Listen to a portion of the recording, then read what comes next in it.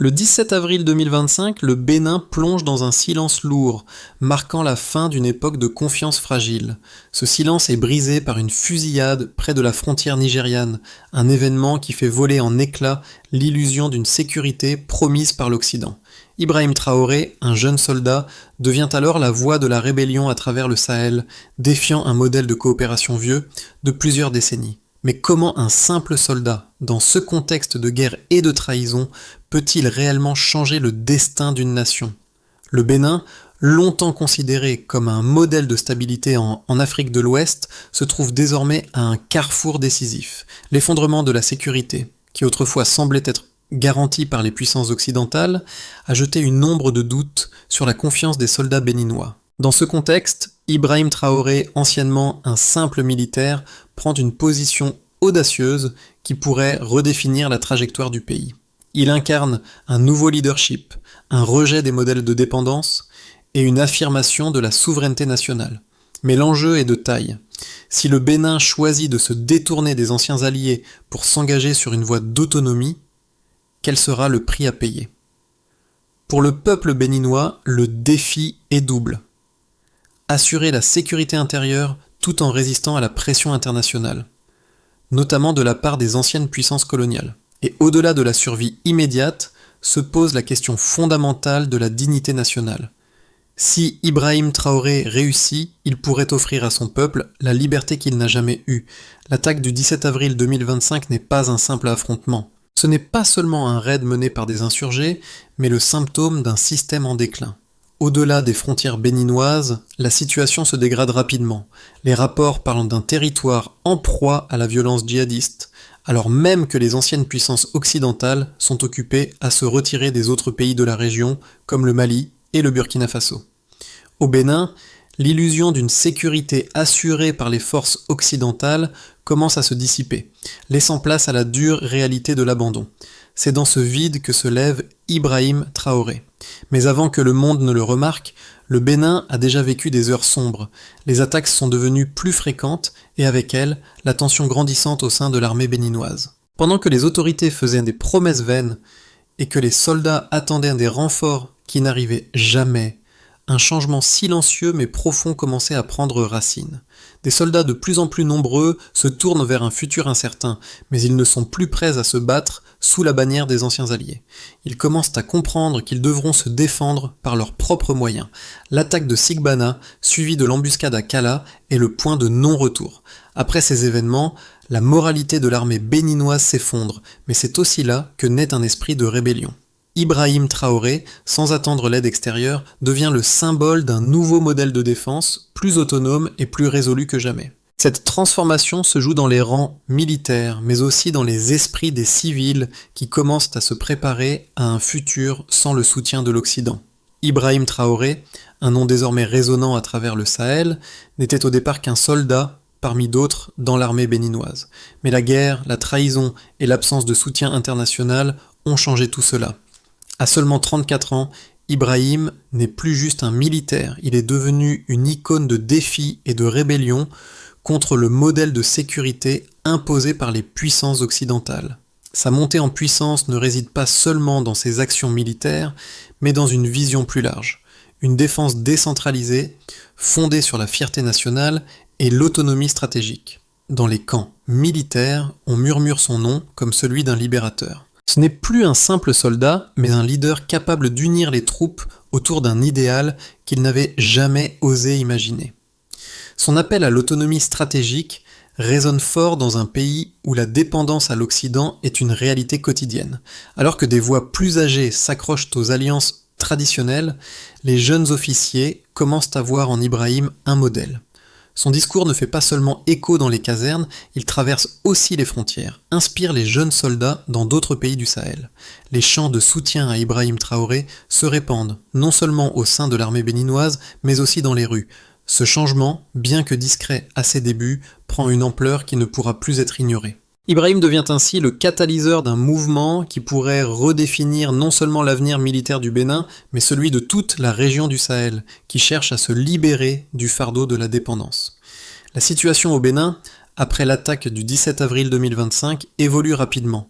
Les soldats béninois, abandonnés par leurs alliés occidentaux, commencent à se sentir trahis, leur confiance dans le système s'effritant.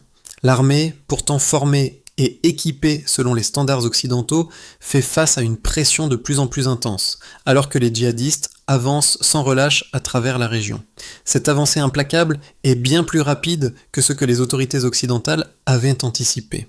Le Bénin, autrefois considéré comme un modèle de stabilité, se transforme en un terrain de lutte pour sa survie. Les premiers signes de rébellion au sein de l'armée apparaissent après l'attaque de Sigbana, où 3 policiers sont tués dans une embuscade. En réponse, le moral des troupes atteint des niveaux alarmants, surtout après l'explosion à Kala, où un véhicule blindé est détruit par une mine. En quelques jours, le Bénin perd 54 militaires, des vies qui semblent n'avoir eu aucune valeur aux yeux des puissances étrangères. À ce moment-là, les militaires béninois se rendent compte que l'aide qu'ils attendaient ne viendra jamais. Leurs demandes pour des renforts sont ignorées ou traitées avec retard, laissant les soldats seuls face à la menace. Mais c'est dans ce vide que les graines du changement commencent à germer. En dépit du manque de soutien extérieur, une nouvelle forme de résistance naît. Des petites unités de l'armée commencent à s'organiser sans attendre les ordres de leurs supérieurs. Ils se tournent vers des solutions locales, formant des milices communautaires, sans se soucier des réprimandes de leurs officiers. C'est là qu'Ibrahim Traoré entre en scène. Initialement perçu comme un simple soldat, il devient rapidement un symbole de ce mouvement de résistance. Alors que les dirigeants béninois restent divisés, certains plaident pour une aide plus rapide de la France, d'autres, plus jeunes, aspirent à l'autonomie.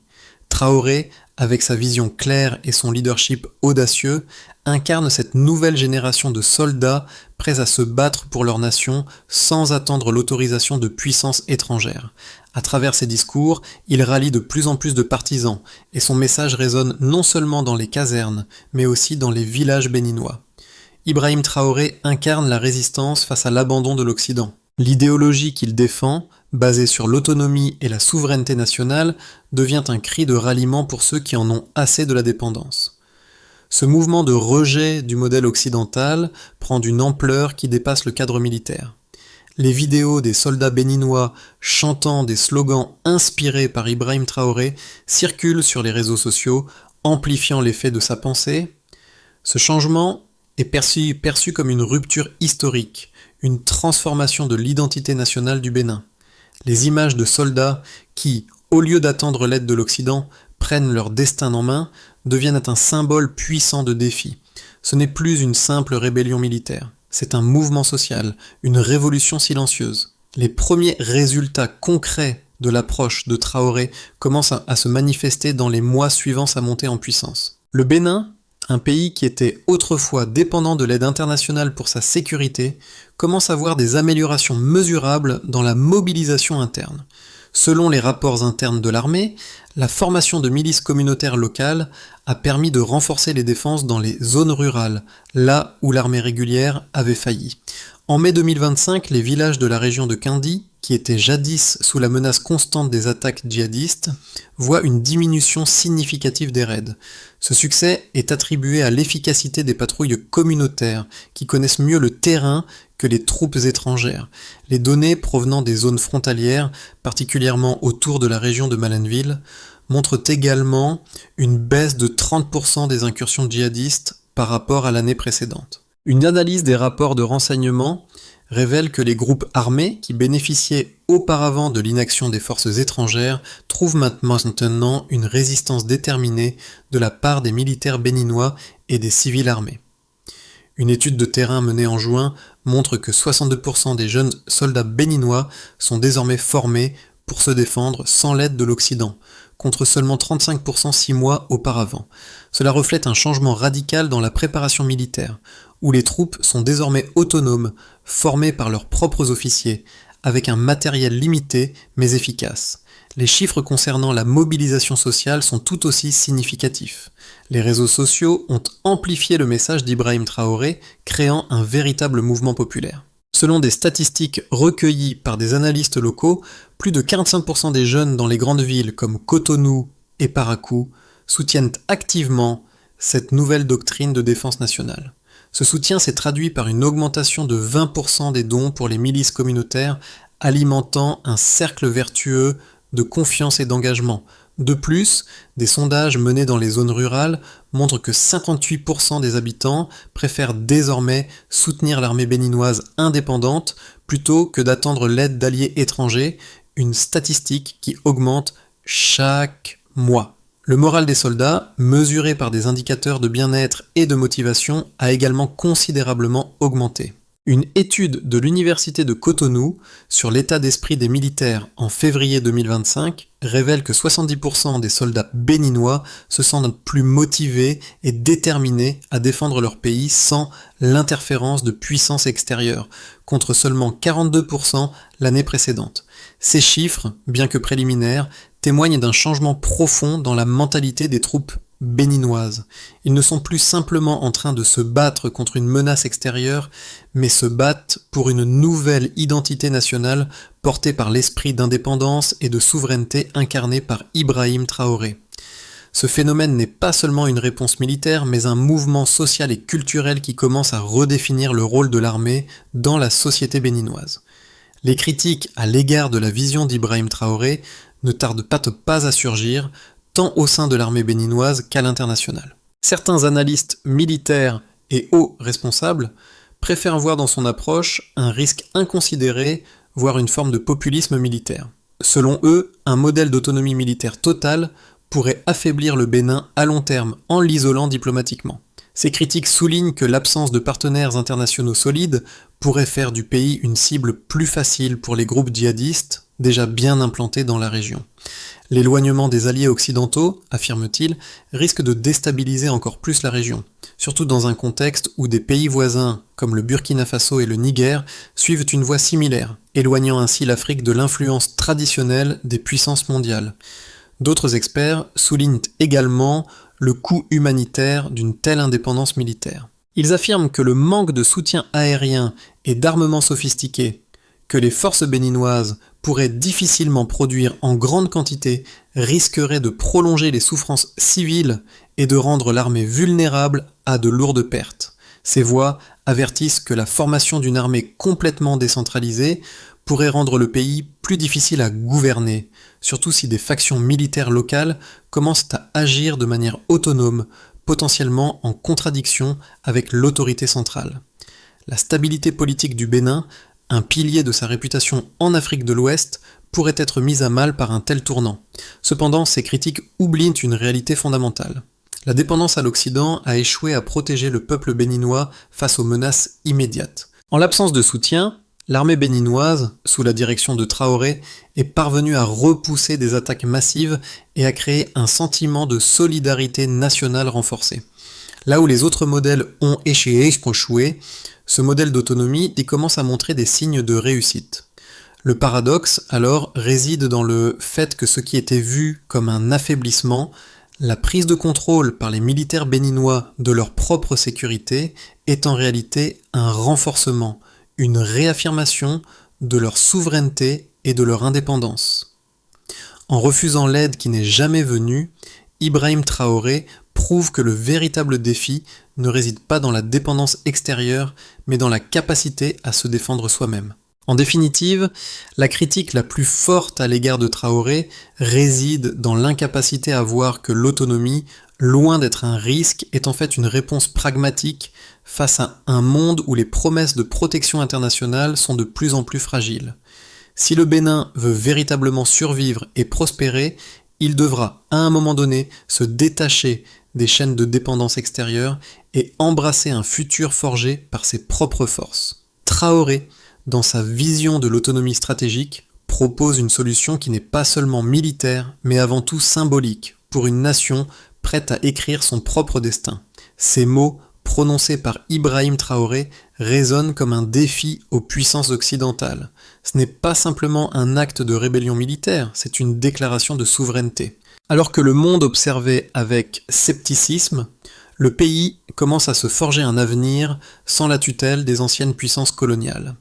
Le modèle d'autonomie défendu par Traoré devient un symbole d'espoir pour des nations africaines en quête de dignité et de contrôle sur leur propre destin. Au Bénin, ce mouvement prend de l'ampleur, non seulement au sein de l'armée, mais aussi dans les rues, où de plus en plus de voix s'élèvent pour soutenir cette nouvelle voie.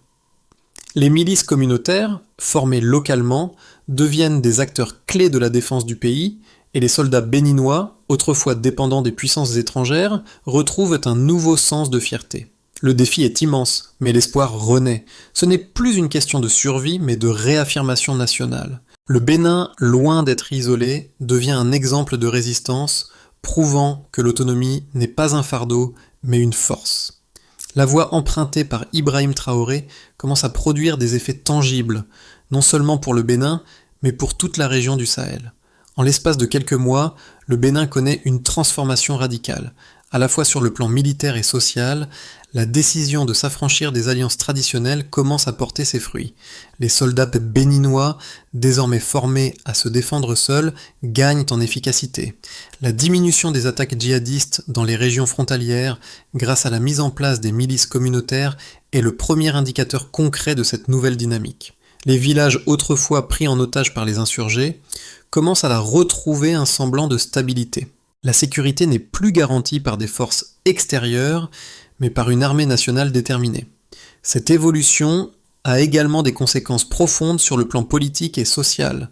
Le soutien à Ibrahim Traoré au sein de la population béninoise, en particulier parmi les jeunes, atteint des niveaux records. Les sondages montrent que plus de 60% des jeunes béninois se considèrent désormais comme partisans de l'autonomie militaire et de la fin de la dépendance aux puissances occidentales. À Cotonou, Parakou et d'autres grandes villes, les manifestations de soutien à la vision de Traoré se multiplient, accompagnées de slogans appelant à la souveraineté nationale. Cette montée en puissance populaire, bien qu'encore discrète, laisse entrevoir un changement de paradigme majeur. Le Bénin n'est plus perçu comme un pays dépendant de l'Occident, mais comme un acteur régional capable de se défendre et de redéfinir ses relations internationales. Ce n'est pas seulement une question de survie militaire, il s'agit d'une révolution culturelle, d'une réaffirmation de l'identité nationale. Cependant, cette voie n'est pas sans risque. Les relations avec les anciennes puissances coloniales, en particulier la France, sont tendues. Les diplomates français ont exprimé leurs préoccupations quant à l'autonomie du Bénin, craignant que cela ne nuise à l'influence de l'Occident dans la région. Les sanctions économiques et les réductions d'aide militaire pourraient constituer une réponse de l'Occident. Mais pour beaucoup au Bénin, ces menaces ne sont plus un frein. Le pays est prêt à risquer l'isolement diplomatique pour conserver sa dignité et sa souveraineté. À l'échelle régionale, l'exemple du Bénin commence à inspirer d'autres nations du Sahel. Le Burkina Faso, le Mali et le Niger, confrontés à des défis similaires, observent de près les développements au Bénin. Le modèle de Traoré, qui mêle autonomie et résistance face à l'influence étrangère, commence à émerger comme une alternative viable. Si le Bénin parvient à maintenir sa trajectoire, il pourrait devenir le phare d'un mouvement plus large, celui d'une Afrique qui se défend par ses propres moyens et qui refuse d'être prisonnière des modèles imposés par l'Occident. Mais les conséquences de cette décision ne se limitent pas à la sphère politique ou militaire. Elles touchent également la perception de l'Afrique sur la scène mondiale. Le Bénin, en choisissant de se réinventer, envoie un message puissant. L'Afrique peut être souveraine, indépendante et capable de défendre ses propres intérêts. Ce changement pourrait résonner au-delà du Sahel et même inspirer d'autres nations du continent à repenser leur rapport à l'Occident. Dans les mois à venir, plusieurs scénarios se dessinent pour l'avenir du Bénin. Dans un premier temps, si le modèle de Traoré continue de se développer positivement, le Bénin pourrait devenir un exemple de résistance face aux pressions extérieures. L'armée béninoise, désormais entièrement autonome, continuerait de repousser les menaces djihadistes à travers des stratégies locales et décentralisées.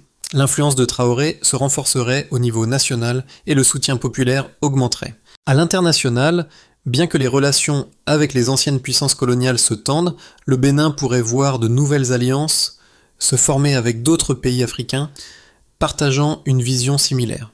Ce scénario pourrait ouvrir la voie à une coopération renforcée au sein du Sahel, avec un Bénin en position de leader dans la région. Dans un scénario plus optimiste, l'autonomie du Bénin pourrait susciter l'intérêt d'autres nations du Sahel, permettant au pays de réussir à établir un partenariat stratégique avec des voisins comme le Burkina Faso ou le Niger, partageant une doctrine de défense commune. Cette coopération pourrait se traduire par des échanges de renseignements, une assistance mutuelle en matière de sécurité et une réorganisation des forces régionales contre les groupes djihadistes. Un tel rapprochement géopolitique renforcerait la position du Bénin dans la région et pourrait l'aider à atténuer l'impact des sanctions ou pressions diplomatiques occidentales.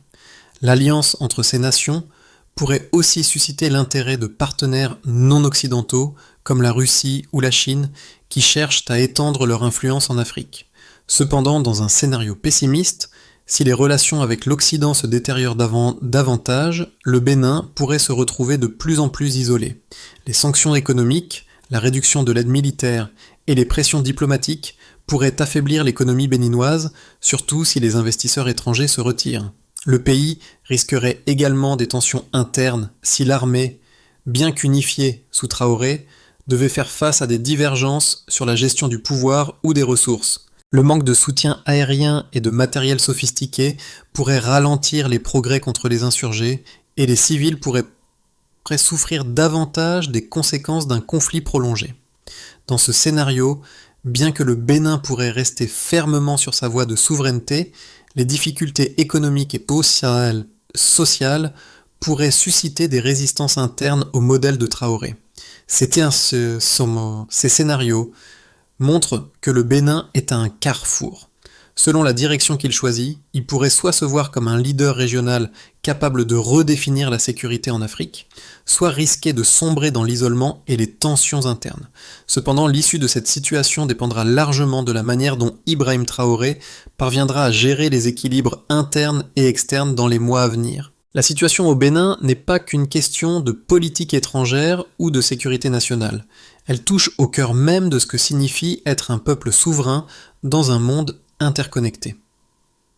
Le modèle d'Ibrahim Traoré offre une réflexion profonde sur la place de l'Afrique dans le monde moderne.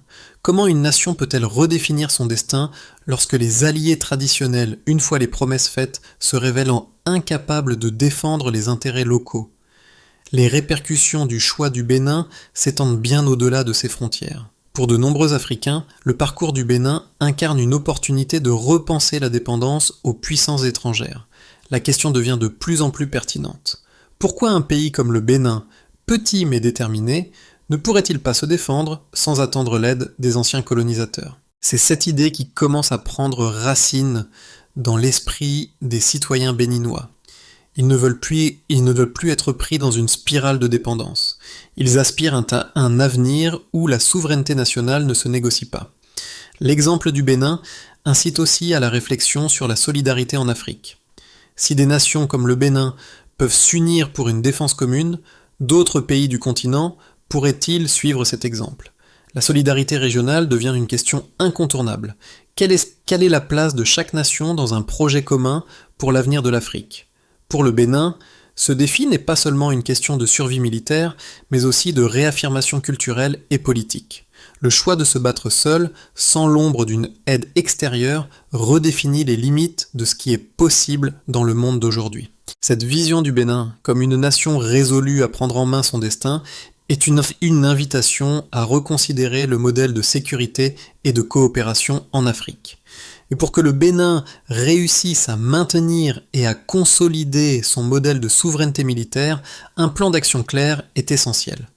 Tout d'abord, le pays doit continuer à former et à équiper ses forces armées, en particulier en développant des unités autonomes et locales capables de répondre rapidement aux menaces.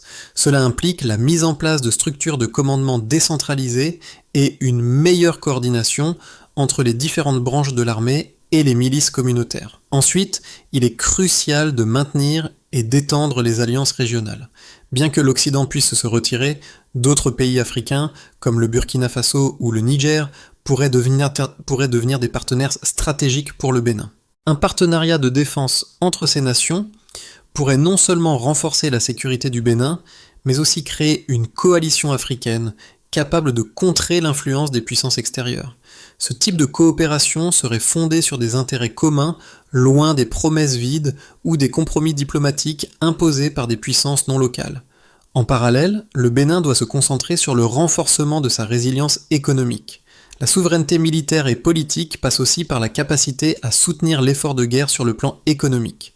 Le pays doit investir dans son développement local, favoriser l'industrialisation et renforcer ses infrastructures. Une économie autonome est la clé pour soutenir les ambitions militaires et maintenir un niveau de vie décent pour ses citoyens tout en résistant aux pressions extérieures. Enfin, le Bénin doit capitaliser sur son modèle pour inspirer une Afrique plus unie et indépendante. Le défi du Bénin peut devenir un catalyseur pour une réévaluation des relations de sécurité et de coopération sur tout le continent. Si le pays parvient à naviguer avec succès entre ses défis internes et ses ambitions régionales, il pourrait servir de modèle pour d'autres nations africaines qui aspirent à une indépendance durable. L'histoire du Bénin, marquée par la montée en puissance d'Ibrahim Traoré, n'est pas simplement celle d'un homme ou d'un pays, mais d'un peuple qui cherche à redéfinir son destin. À travers le courage et la détermination, le Bénin se réveille, refusant de se soumettre aux dictats extérieurs. Ce changement, impulsé par des soldats et des civils unis autour d'une même vision, incarne une quête de dignité et de souveraineté. À chaque étape de cette transformation, le Bénin montre qu'il est possible de prendre le contrôle de son avenir, même lorsque tout semble perdu. Dans la poussière du nord béninois, loin des caméras et des projecteurs internationaux, une vérité se forge. La véritable liberté ne réside pas dans les promesses d'aide, mais dans la capacité à se défendre soi-même. Le modèle du Bénin n'est pas seulement une réponse à une crise immédiate, mais un appel plus large à toute l'Afrique. Il rappelle que, face à l'adversité, l'unité, la résilience et le courage sont les clés pour forger une identité collective forte. Et dans cette quête, Ibrahim Traoré n'est pas qu'un symbole, il est le reflet des aspirations profondes d'un continent prêt à marcher seul, sans jamais regarder en arrière. Le Bénin est à un tournant historique, et son exemple pourrait bien redéfinir l'avenir de toute l'Afrique. Mais ce changement ne se limite pas aux dirigeants ou aux militaires, il concerne chacun d'entre nous.